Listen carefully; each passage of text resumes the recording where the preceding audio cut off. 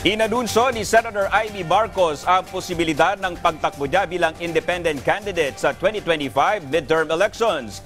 Nagpasalamat si Senator Marcos kay Pangulong Ferdinand R. Marcos Jr. nang isama siya sa senatorial slate ng koalisyon.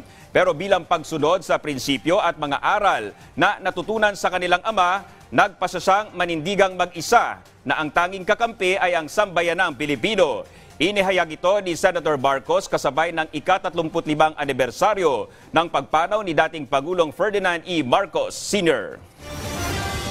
Hindi madaling tumayong mag-isa sa kampanya at sa politika. Ngunit yan ang pamana ng matanda sa akin.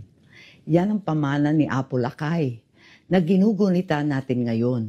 Minabuti kong manindigan ng mag-isa upang wag nang malagay sa alanganin ang aking ading.